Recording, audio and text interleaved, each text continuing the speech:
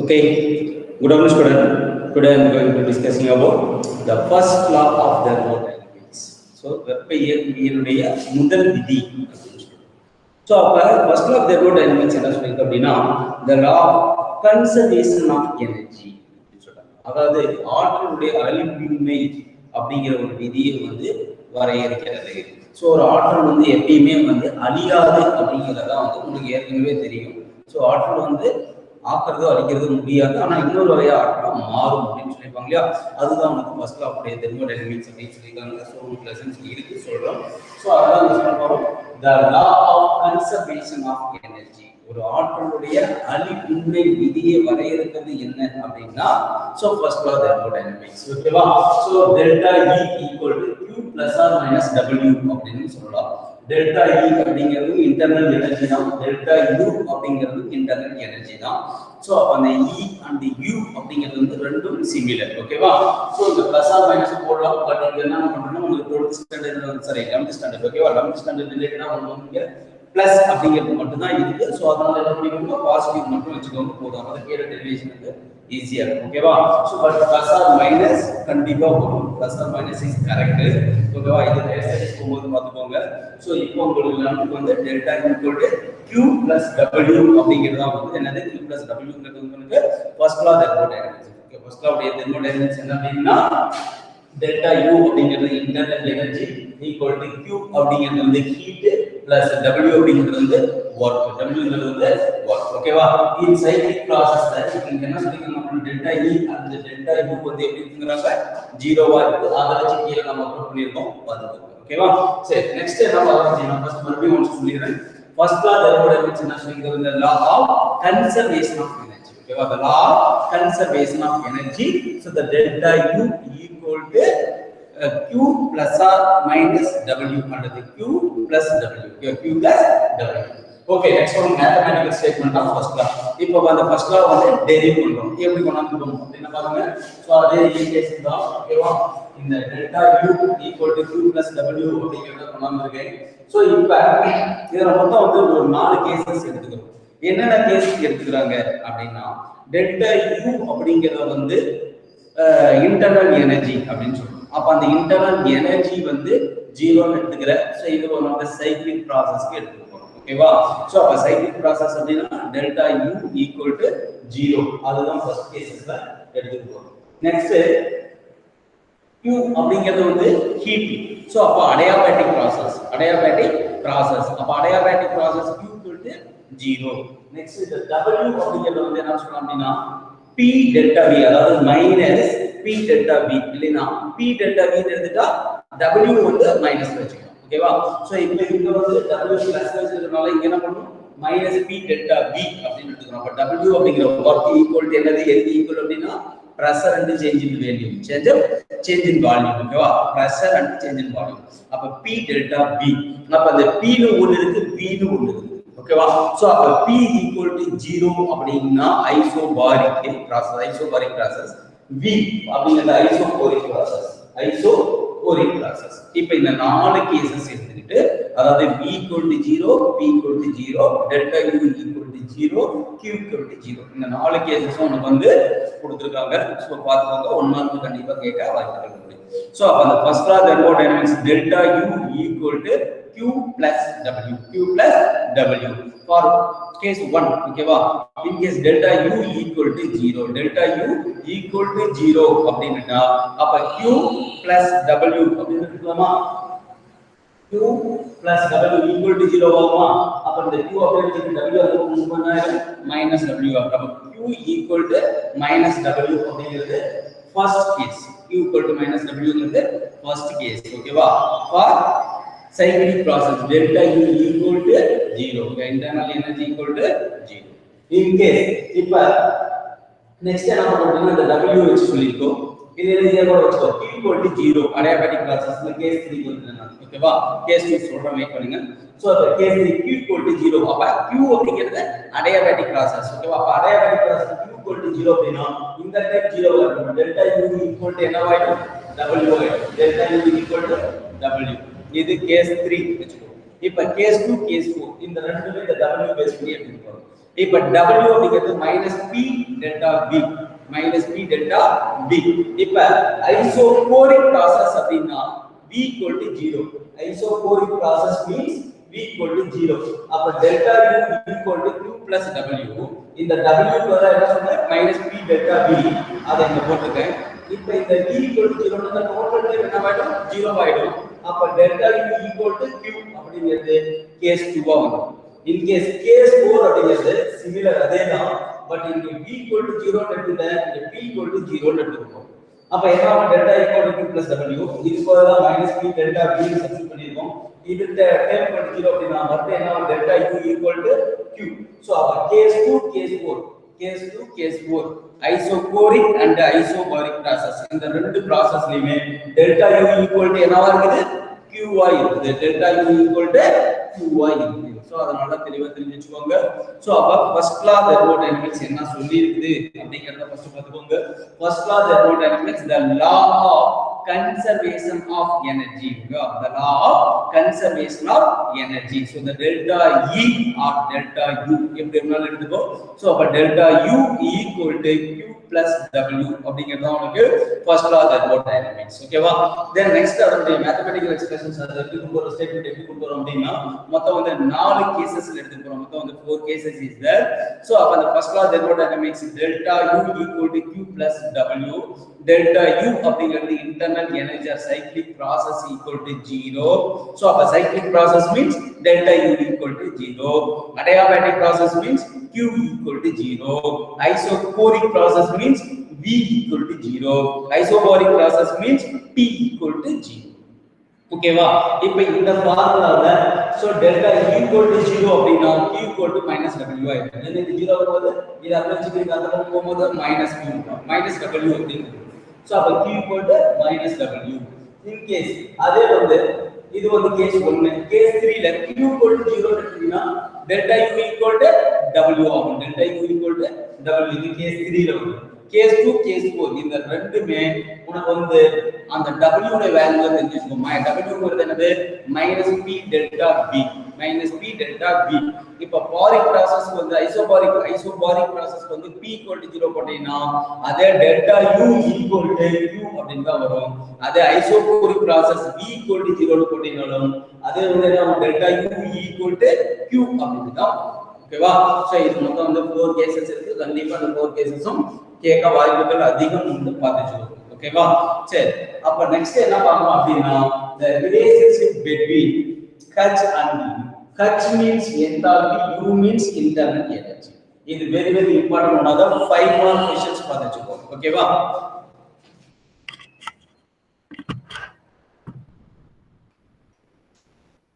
So மறுபடியும் சொல்ற பாத்துக்கோங்க. H அப்படிங்கிறது enthalpy, U அப்படிங்கிறது internal energy. enthalpy and internal energy. ஓகேவா? சரி இப்ப enthalpy அப்படிங்கிறது வந்து H, internal energy ங்கிறது U. இந்த ரெண்டுமே எங்க இருக்கு அப்படினா ஃபர்ஸ்ட் லா தெர்மோடைனமிக்ஸ் இருக்கு. ஓகேவா? சோ அப்ப U plus PV equal to H equal to U plus PV அப்படிங்கறத எடுத்துக்கோங்க. இந்த ஃபார்முலா எடுத்துக்கோங்க. அப்ப H அப்படிங்கிறது அதனுடைய இது ஜெனரலா ஒரு ஈக்குவேஷன் வெச்சுக்கோங்க வேணா. சோ அப்ப H அப்படிங்கிறது வந்து enthalpy. So H equal to U. ஏனா எது கூட ரிலேஷன்ஷிப் பார்க்கறோம் அப்படினா என்தால்பி H க்கும் இன்டர்னல் எனர்ஜி U க்கும் பார்க்கணும். அப்ப எந்த ஃபார்முலாவை எடுத்துட்டு வரோம் அப்படினா H equal to U plus PV அப்படிங்கற ஃபார்முலாவை எடுத்துட்டு வரோம். இது தெர்மோடைனமிக்ஸ் ஈக்குவேஷன். ஓகேவா? சோ அப்ப H equal to U plus PV. Right. இப்ப ரெண்டுமே சேஞ்ச் பண்ணனும்னா delta H equal to delta U plus P delta B அப்படினு சொல்லிட்டு கொண்டு வரலாம். ஓகேவா? இது வந்து நான் இங்க கொடுத்திருக்கேன். ஓகேவா? என்தால்பில நான் கொடுத்திருக்கேன். இத சொல்லிட்டு கூட இங்க போய்க்க முடியும். ஏனா இப்போ இந்த என்தால்பி ரிலேட்டடாக இது தேவைப்படுது. ஒன்ஸ் இதையும் பாத்துக்கோங்க. இப்போ இங்க என்ன சொல்லிருக்கோம் அப்படினா சோ இப்போ இங்க என்ன சொல்லிருக்கேன் அப்படினா என்தால்பி அப்படிங்கற ஒரு ஹெட்லைன் எடுத்துக்கேன். இந்த என்தால்பி உடைய ஃபார்முலா என்ன அப்படினா H equal to U plus PV. இதுதான் அங்க வந்து அப்ளை பண்ணிருக்கோம். இப்ப அந்த H அப்படிங்கிறது வந்து என்தால்பி, U ங்கிறது இன்டர்னல் எனர்ஜி, P ங்கிறது பிரஷர், V ங்கிறது வால்யூம். ஓகேவா? இது ஈக்குவேஷன் 1 அப்படினு சொல்லி எடுத்துக்கோங்க. ஓகேவா? என்தால்பி. இப்ப H னா என்தால்பி, டெல்டா H னா சேஞ்ச் இன் என்தால்பி. அப்ப இது எல்லாத்துக்குமே டெல்டா போட்டோம் அப்படின்னா இங்கே டெல்டா வரும், இங்கே டெல்டா வந்துரும். அப்ப delta h = delta u plus p delta v இது ஈக்குவேஷன் நம்பர் 2 அப்படினு சொல்லிட்டாங்க. இப்போ இந்த டெல்டா h அப்படிங்கிறது வந்து எதுக்கு ஈக்குவல் அப்படின்னா q அப்படிங்கிற ஹீட்டுக்கு வந்து ஈக்குவல். ஓகேவா? எதுக்கு ஈக்குவல் 1 கேட்கலாம். Delta change in enthalpy or equal to heat. Change in enthalpy or equal to heat. In case இப்ப ஹீட் அப்படினால ஒரு சிஸ்டம் வந்து ஹீட் என்ன பண்ணலாம், ஒண்ணு அப்சர்வ் பண்ணலாம், இல்லனா ஹீட்டை ரிமூவ் பண்ணலாம். இப்ப ஹீட்டை ரிமூவ் பண்ணா வெளியில போனா எக்ஸோதெர்மிக், ஹீட்டை உள்ள எடுத்துக்கிட்டா எண்டோதெர்மிக். அத பேஸ் பண்ணி பாருங்க. ஹீட்டை அப்சர்வ் பண்ணுது அப்படினா எண்டோதெர்மிக், ஹீட்டை ரிலீஸ் பண்ணுது வெளியில போகுது அப்படினா எக்ஸோதெர்மிக் அப்படினு சொல்றோம். அப்ப ஹீட் அதாவது எடுத்துக்கிச்சு அப்படினா Q வந்து எப்படி இருக்கும்ங்கறாங்க, பாசிட்டிவா இருக்கும். சோ 1 மார்க்ல கேட்கலாம். சோ அப்ப வந்து endothermic process the Q is positive, exothermic process the Q is negative. இப்போ ஒரு சிஸ்டம் இருக்கு அப்படினா, ஒரு அமைப்பு இருக்கு அப்படினா இது ஒன்னு ஹீட்டை எடுத்துக்கலாம், இல்லனா ஹீட்டை ரிமூவ் பண்ணலாம். ஹீட்டை எடுத்துக்கிட்டா எண்டோதெர்மிக் process, அப்ப ஹீட்டை எடுத்துக்கிச்சு அப்ப ஹீட் அதிகம் பாசிட்டிவ். அதே வந்து ஒரு சிஸ்டம் ஹீட்டை ரிமூவ் பண்ணுது அப்படினா லாஸ் பண்ணுது, அப்ப லாஸ்னா மைனஸ், அப்ப Q = நெகட்டிவ். சோ இது என்தால்பி பேஸ் பண்ணி சொல்லிருக்கோம். இத பேஸ் பண்ணி இங்க கொடுத்துவாங்க relationship between enthalpy and internal energy. ஓகேவா? இப்ப பாருங்க எது இருக்கறனால கொஞ்சம் ஈஸியா இருக்கும். சோ அப்ப வந்து என்தால்பியோட ஈக்குவேஷன்ஸ் என்ன, h = u plus pv, h = u plus pv. இப்ப இதுல நம்ம என்ன பண்ணோம்னா அப்படியே change enthalpy, change internal energy, change volume இங்க டெல்டா டெல்டான்னு போட்டோம். அது எப்படி வந்திருக்கு அப்படினா இந்த ஈக்குவேஷனுக்கு தான் கொண்டு வந்திருக்காங்க. இத பாத்துக்கோங்க. இங்க சிம்பிளா ஒரே ஸ்டெப்ல போட்டுட்டோம். இது எப்படி வந்திருக்குது அப்படிங்கறது இங்க ஈக்குவேஷன் 1 and 2 னு கொடுத்து அப்புறமா கொண்டு வந்திருக்காங்க. ஒண்ணு இல்ல, இப்ப ஃபார் இனிஷியல் ஸ்டேட் அப்படின்னு எடுத்துக்கிட்டீங்கன்னா, அதாவது இது இனிஷியல் அப்படினா h1 னு வெச்சுக்கோ, ஃபைனல் அப்படினா h2 னு வெச்சுக்கோ. அப்ப இங்க h1, அப்ப இங்க u1, இங்க pv1 அப்படினு சொல்லிருக்கோம். 1 1ங்கறத ஆட் பண்ணினா அது இனிஷியல் ஸ்டேட். அது ஃபைனல் ஸ்டேட் அப்படினா 2 2 னு ஆட் பண்ணிக்கோ. இப்ப h2 இப்ப ஈக்குவேஷன் நம்பர் 2 - 1, ஈக்குவேஷன் இது 2, இது ஈக்குவேஷன் 1. அப்ப லெஃப்ட் சைடுல h2 இருக்கு, h2 மைனஸ் h1, அதான் இங்க h2 மைனஸ் h1. அடுத்து பாருங்க இந்த u2 மைனஸ் u1, அது இங்க இருக்கு. அடுத்து ரெண்டுக்கும் பிளஸ் pங்கறது காமனா எடுத்து அடுத்து v2 மைனஸ் v1 இந்த ஈக்குவேஷன் கொண்டு.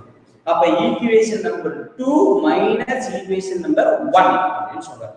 அப்ப வந்து உங்களுக்கு லெஃப்ட் சைடுல இருக்கிறத எடுத்துக்கோ தனியா, ரைட் சைடுல இருக்கிறத தனியா எடுத்துக்கோ.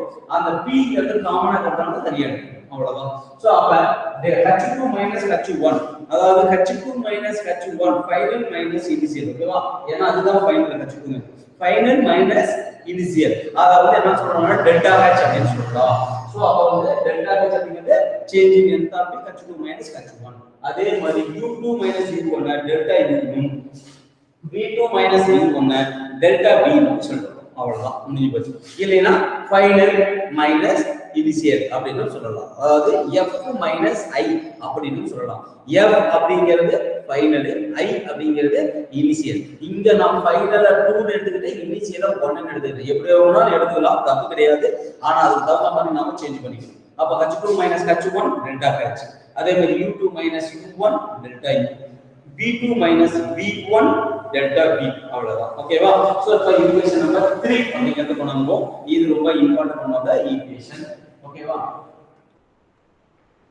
Right, next first law thermodynamics. இப்போ ஃபர்ஸ்ட் லா தெர்மோடைனமிக்ஸ் ஆல்ரெடி என்ன சொல்லிருந்தது, u அதாவது delta u q plus w அப்படிங்கறத கொண்டாந்து அதை கொண்டாந்து மறுபடியும் அப்ளை பண்ணிட்டு அதை ஈக்குவேஷன் நம்பர் 4 னு நான் எடுத்துட்டேன். ஏன் அப்படின்னா இங்க பாரு டெல்டா u இருக்கு, அதனால அத ஃபர்ஸ்ட் லா தெர்மோடைனமிக்ஸ் நான் எடுத்தேன். இப்போ இந்த டெல்டா யூங்கிற இடத்துல இந்த வேல்யூ நம்ம சப்ஸ்டிட்யூட் பண்ண போறோம்.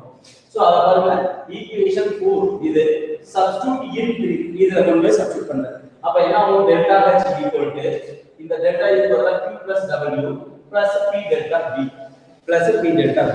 ஏற்கனவே சொல்லிருக்கேன், w ஆ இருந்ததுனா minus p delta v, in case minus w ஆ இருந்துச்சுனா plus p delta v.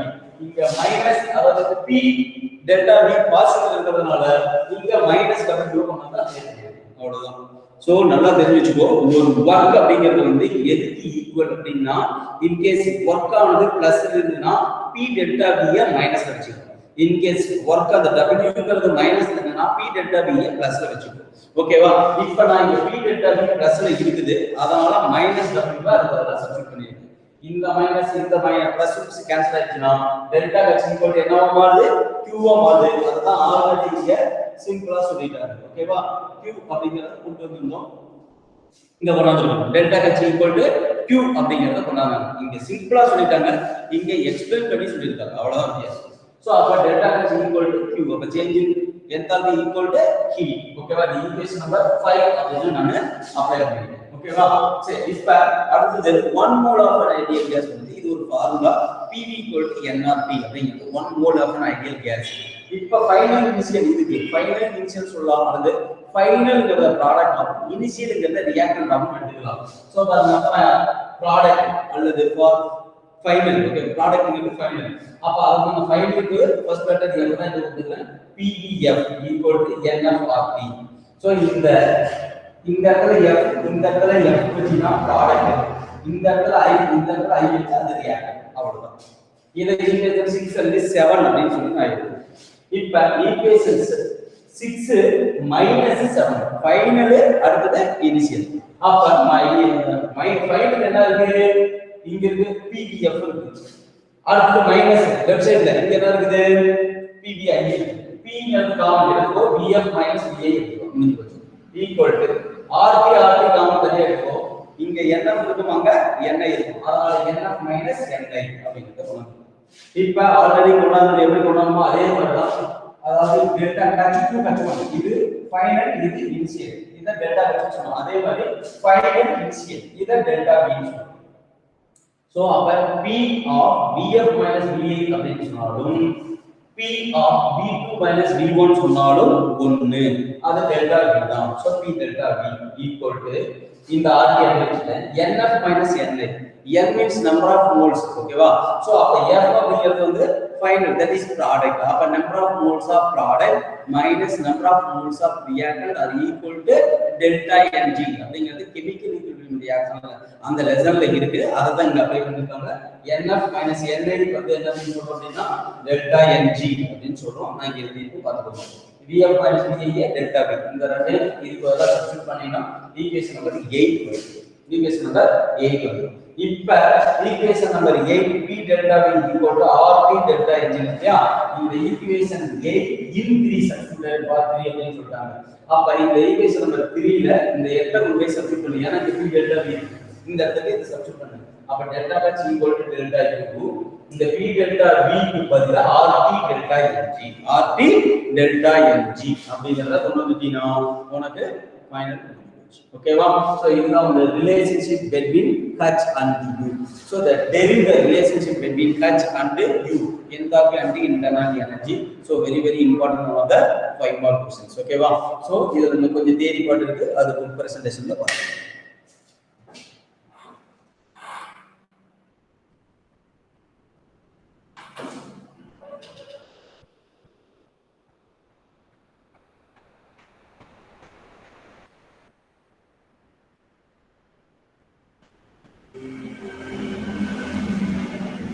So இங்க பாருங்க,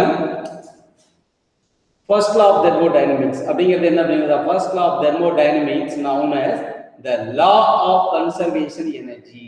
இது ரொம்ப important word, the law of conservation energy. ஓகேவா?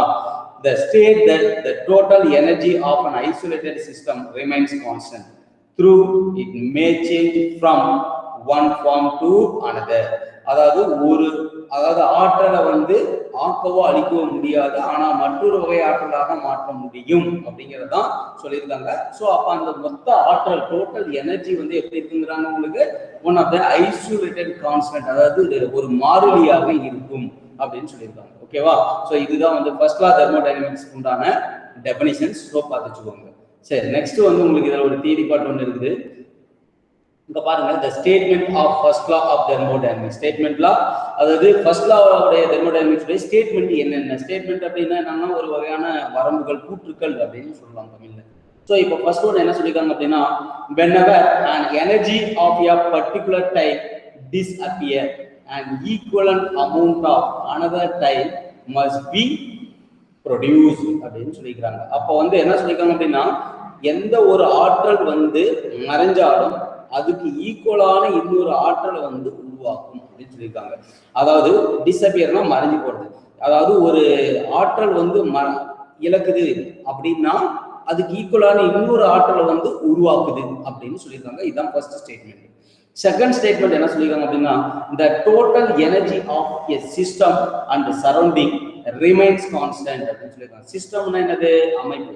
சரௌண்டிங்னா என்னது? சுற்றுச்சூழல் அப்படின்னு சொல்லுவோம்.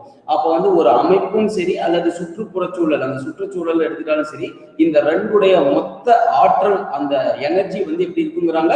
ஒரு கான்ஸ்டன்டா இருக்கும் அப்படிங்கிறத சொல்லியிருக்காங்க. நெக்ஸ்ட் ஒன் என்ன சொல்லியிருக்காங்க அப்படின்னா, இதுதான் ரொம்ப இம்பார்ட்டன்ட் பாயிண்ட் பார்த்துக்கோங்க. Energy can neither be created nor destroyed.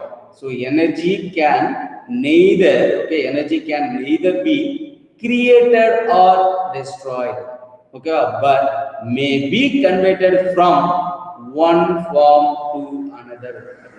One form to another. So இதுக்கு மீனிங் என்ன அப்படின்னா, ஒரு வகையான ஆற்றல் வந்து மற்றொரு வகையாக ஒரு ஆற்றலை வந்து ஆக்கவும் முடியாது, அழிக்கவும் முடியாது. ஆனா மற்றொரு வகை ஆற்றலா என்ன ஆகுங்கிறாங்க? மாறும் அப்படிங்கிறாங்க. ஸோ இந்த third statement very very very very important. So பார்த்து வச்சுக்கோங்க. ஓகேவா? ஸோ அப்போ வந்து the energy can neither be கிரியேட்டட்னா உருவாதுன்னா டெஸ்ட்ராய்ட் அப்படின்னா அழியுது. அப்போ ஒரு வகையான ஆற்றலை வந்து ஆக்கவும் முடியாது, அழிக்கவும் முடியாது. பட் ஆனா மே be converted from one form to another. ஆனா இந்த ஆற்றல் வந்து இன்னொரு வகை ஆற்றலா என்ன பண்ணுமாமா? மாறும் அப்படின்னு சொல்லிருக்காங்க. சரி, next the fourth statement, the change in the internal energy of closed system. அதாவது மூடிய அமைப்பில் இருக்கக்கூடிய ஒரு அமைப்புடைய internal energy is equal to the energy that passes through its boundary as heat or work. அதாவது ஒண்ணு இல்ல, ஒரு இன்டர்னல் எனர்ஜி வந்து அதனுடைய ஹீட் அல்லது ஒர்க்குக்கு வந்து ஈக்குவலா இருக்கும். அதாவது ஒரு மூடிய அமைப்பில் இருக்கக்கூடிய ஒரு சிஸ்டம் இருக்கு அப்படின்னா அது வந்து அது செய்யக்கூடிய வேலை அல்லது அதனுடைய வெப்பத்துக்கு வந்து ஈக்குவலா இருக்கும், சமமா இருக்கும் அப்படிங்கிறது fourth statement. Next fifth statement என்ன சொல்லிருக்காங்க அப்படின்னா, ஹீட் அண்ட் ஒர்க், வெப்பமும் வேலையும். ஓகேவா? டூ வேஸ், அதாவது ரெண்டு வழியில இருக்கு. ஓகேவா? எதனுடைய ரெண்டு வழியா இருக்கு இந்த வெப்பமும் ஒர்க்கும் அப்படின்னா, the change in the system of internal energy. அதாவது ஒரு அமைப்பு உடைய ஆற்றல் இன்டர்னல் எனர்ஜில ஒரு அமைப்புடைய இன்டர்னல் எனர்ஜி வந்து எந்த வழியில இருக்கு அப்படின்னா இரண்டு வகையான வழி. ஒன்னு ஹீட், இன்னொன்னு வந்து ஒர்க் அப்படின்னு சொல்லியிருக்காங்க. So very very important one of the 5 mark question, the first law thermodynamics உடைய ஸ்டேட்மெண்ட். ஓகேவா? ஃபர்ஸ்ட் லா தெர்மோடைனமிக்ஸ் உடைய ஸ்டேட்மெண்ட் மறுபடியும் பார்த்து வச்சுக்கோங்க. ஸோ ஃபர்ஸ்ட் பாயிண்ட் என்ன சொல்லிருக்காங்க? 5 மார்க் क्वेश्चंसல கேட்காங்க, பார்த்துக்கோங்க. So whenever an energy of a particular type disappear, an equivalent amount of another type must be produced. எவ்வளவு வந்து மறைதோ ஒரு ஆற்றல் அதுக்கு ஈக்குவலா ஒரு ஆற்றல் வந்து உருவாக்குதுன்னு சொல்லியிருக்காங்க. ரெண்டாவது வந்து total energy of system and surroundings remains constant. அதாவது ஒரு சிஸ்டமும் சரி, சரௌண்டிங்கும் சரி, ஒரு அமைப்பும் சரி, ஒரு சுற்றுச்சூழலும் சரி, அதை சுத்தி இருக்கக்கூடிய அதனுடைய ஒட்டுமொத்த ஆற்றலுடைய மதிப்பு எப்படின்னா கான்ஸ்டன்டா மாறிலியா இருக்கும் அப்படின்னு சொல்லியிருக்காங்க. Energy can neither be created or destroyed but may be converted from one form to another form. So அதாவது ஒரு ஆற்றலை வந்து அழிக்கவும் முடியாது, ஆக்கவும் முடியாது, ஆனால் இன்னொரு வகை ஆற்றலை மட்டும் மாற்ற முடியும்னு சொல்லியிருக்காங்க. So next one, the change in internal energy of a closed system is equal to energy that passes through its boundary as heat or work அப்படின்னு சொல்லியிருக்காங்க. ஒரு இன்டர்னல் எனர்ஜி ஒரு மூடிய அமைப்புல ஒரு க்ளோஸ்ட் சிஸ்டத்தோட இன்டர்னல் எனர்ஜி அதோட ஹீட் அண்ட் ஒர்க்குக்கு ஈக்குவலா இருக்கும் அப்படின்னு சொல்லியிருக்காங்க. நெக்ஸ்ட் வந்து ஒரு இன்டர்னல் எனர்ஜி ஒரு சிஸ்டத்தோட இன்டர்னல் எனர்ஜில ரெண்டு வழி இருக்கு, ஒன்று ஹீட் இன்னொன்று ஒர்க் அப்படின்னு சொல்லியிருக்காங்க. மொத்தம் வந்து 5 ஸ்டேட்மெண்ட்ஸ் இருக்கு. So very very very important, இதை பார்த்துக்கோங்க. ஓகேவா? ஸோ நெக்ஸ்ட் தான் உங்களுக்கு என்ன சொல்லியிருக்காங்க அப்படின்னா, ஸோ இதை கொடுத்துருக்காங்க. ஓகேவா? அதுக்கப்புறம் தான் mathematical statement of first law thermodynamics அப்படிங்கிறதெல்லாம் கொடுத்துருக்காங்க. ஸோ இதெல்லாமே பார்த்துக்கோங்க. இதெல்லாமே டெரிவேஷன்ஸாக இருக்குது, நம்ம ஒர்க் அவுட் பண்ணியிருக்கிறோம். ஸோ அதையும் நல்லா பார்த்துக்கோங்க. ஓகேவா?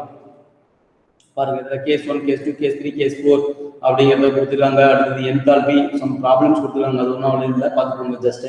ஸோ என்தால்பி அப்படிங்கிறது கொடுத்துருக்காங்க. அடுத்தது relationship between enthalpy and internal energy அப்படிங்கிறது தான் உங்களுக்கு டெரிவேஷன்ஸில் இங்கே டெரிவ் பண்ணி இங்கே கொண்டு வந்திருக்காங்க. ஸோ நெக்ஸ்ட் என்ன பார்க்குறோம் அப்படின்னா, enthalpy change for different types. Okay, enthalpy change for different types of reaction and the phase transitions. So அப்ப என்ன சொல்லிருக்காங்க அப்படின்னா the heat or enthalpy changes accompanying chemical reactions is expressed in different ways depending on the nature of reaction. These are discussed below. கீழ கொடுத்திருக்காங்க என்ன சொல்லிருக்காங்க அப்படின்னா ஒரு என்தால்பி அப்படிங்கிறது வந்து ஒரு வேதி வினையோட கெமிக்கல் ரியாக்ஷன் அப்படின்னா ஒரு வேதி வினையோட தொடர்பு பெற்றிருக்குது. ஸோ அது வந்து ஒரு இயற்கையாக நடக்கக்கூடிய அந்த இந்த நேச்சரை பொறுத்து டிஃப்ரெண்ட் வேவ்ல வந்து சொல்லலாம். என்ன அப்படின்னா ஃபர்ஸ்ட் ஒன் என்ன கொடுத்துருக்காங்க அப்படின்னா standard heat of formation. Standard அப்படின்னா திட்ட அப்படின்னு தமிழ் சொல்லுவோம். ஸோ அப்போ திட்ட வெப்பம் உருவாதல். ஸோ இதுக்கு ஒரே ஒரு டெஃபினிஷன் நல்லா பார்த்து வச்சுக்கோங்க. The standard heat of formation of compound is different years. So இதுல இருந்து உங்களுக்கு ஆன்சரு.